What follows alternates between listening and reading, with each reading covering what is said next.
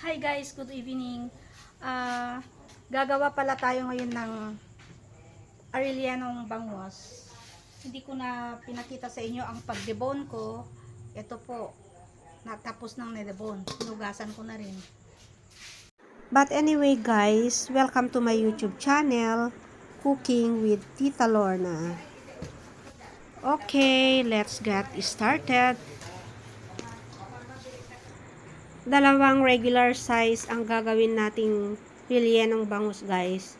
Una, imamarinate natin ng lemon yung balat ng bangus.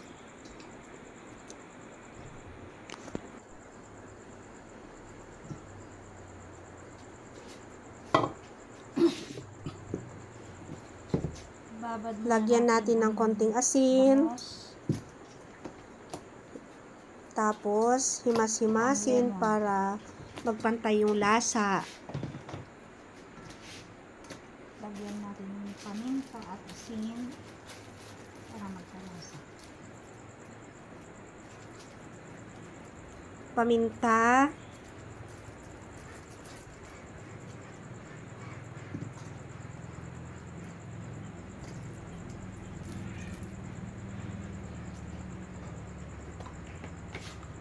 Konting bitchin, Ajinomoto.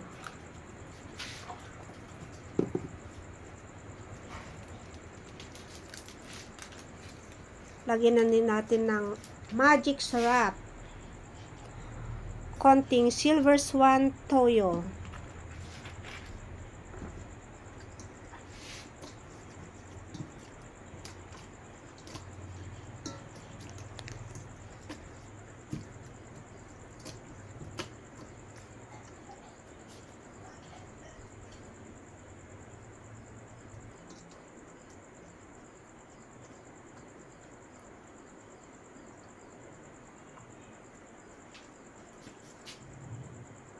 Itabi muna natin yung na-marinate guys. Tapos, meron na kaming nahugasan na ito guys.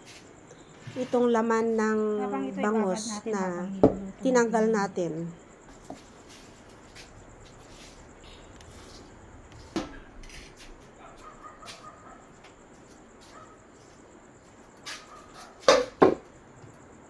Nahugasan na ito guys.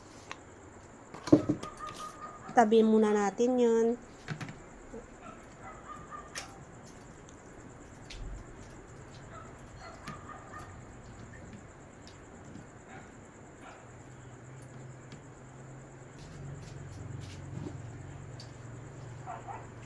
Lagyan ng konting asin.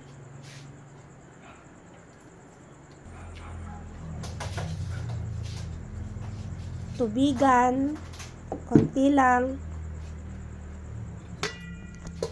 Then, saka natin i-boil ng at least 10 to 15 minutes hanggang sa pumuti yung laman ng bangus.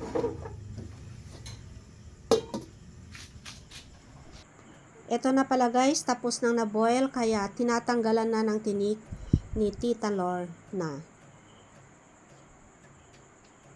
Alisin mabuti yung tinik dahil bawal ang may tinik. Now, tapos na guys, natanggal na lahat ang tinik. Ito na po yung laman ng bangus.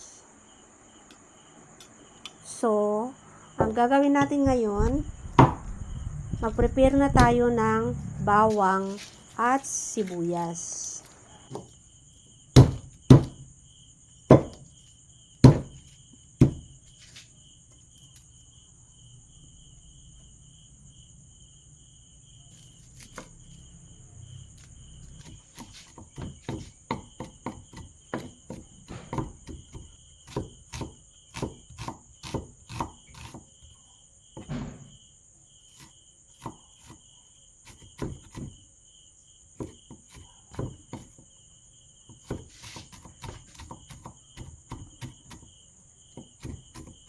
Okay guys, start na natin lutuin yung laman ng bangus. Una, igisa muna natin yung bawang at sibuyas.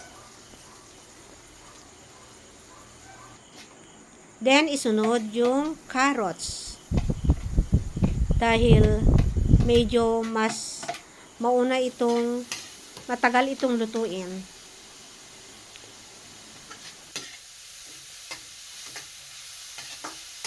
Una natin.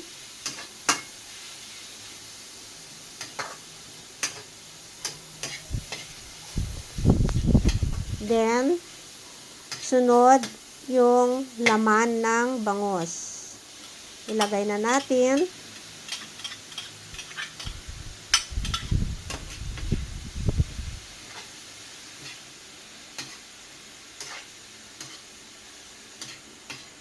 Haluin.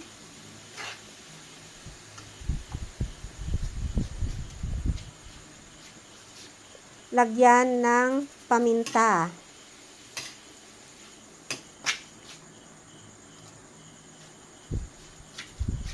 Dagdagan ng isa pang paminta. Bali, 3 pamintang maliliit guys, yung nakapack lang.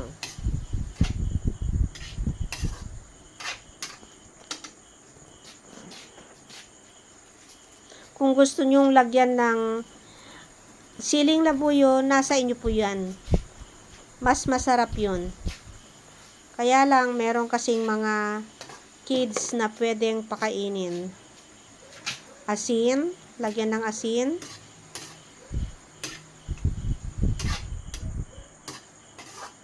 Haluin.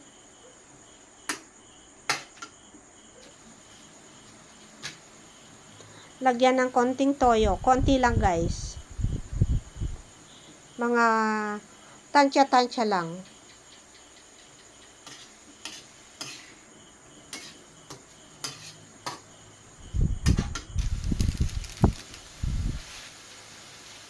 Lagyan ng magic sarap. Konti lang, yung natitira lang sa kusina. 1 teaspoon lang guys.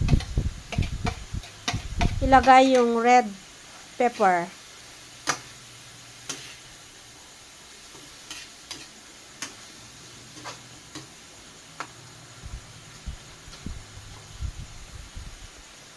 Lagyan ng oyster sauce. Depende sa inyong panglasa kung gaano karami guys.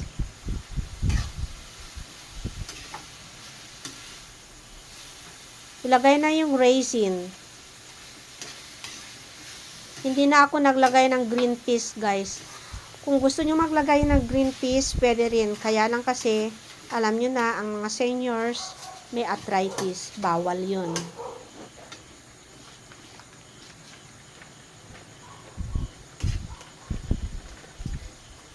Gusto ko maraming raisins para medyo matamis-tamis.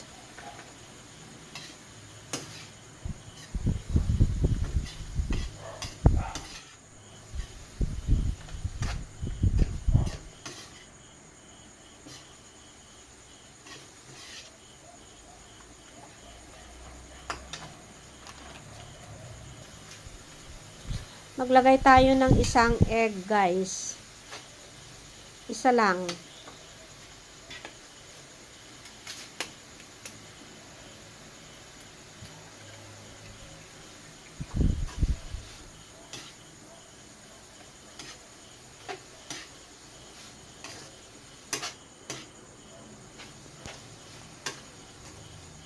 Haluin. Mix lang mabuti guys. Now, ayan na po. Nangangamoy na po. Wow, ito na yung sisilsil natin sa loob ng minarinate natin laman ng bangus.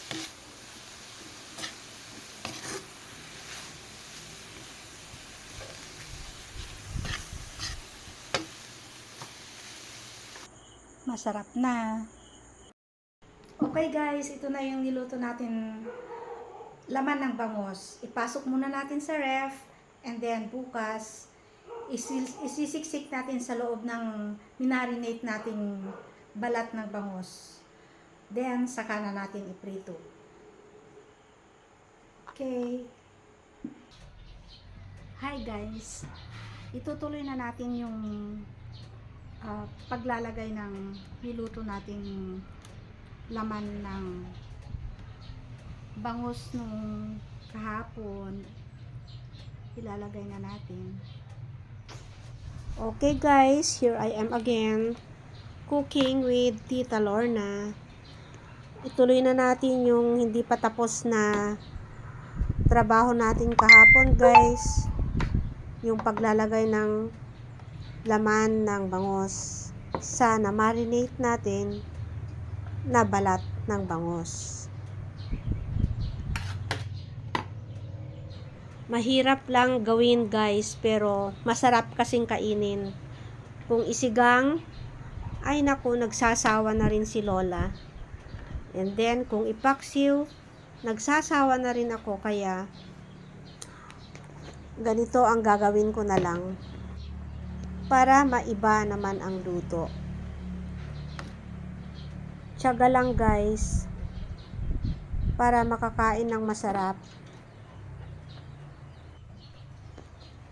Sa pagluluto guys, diskarte lang. Kanya-kanyang version, kanya-kanyang diskarte. Kung ano yung procedure mo at magkaiba tayo, parehas lang din ang bangus yan. Magkaiba lang siguro ang lasa. Pero ito yung version ko. Malapit nang matapos guys.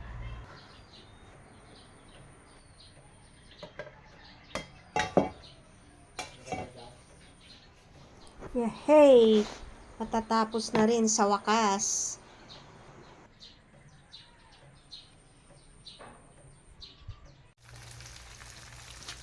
Wow! Yummy! Mauubos ko ang isang kalderong kanin ngayon.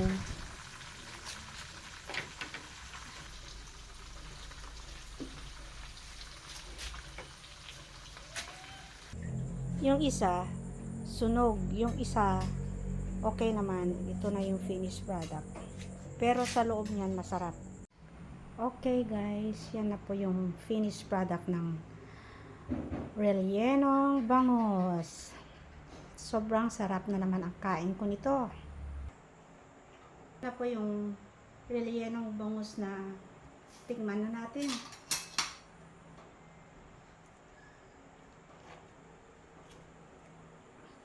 Kung bago ka lang sa video ito at nagustuhan mo, please do like and subscribe for more updates.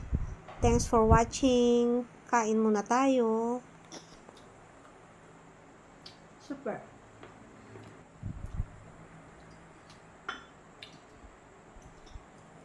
Super yummy talaga. Okay guys, bye. Super. Sige na, luto na rin kayo ng ganito.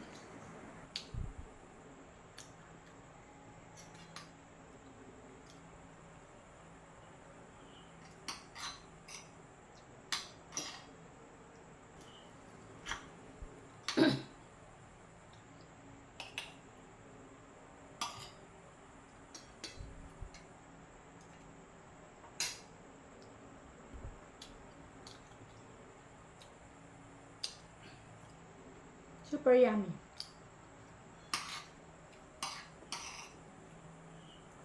Nilagang okra. Makakain po kayo ng ganito.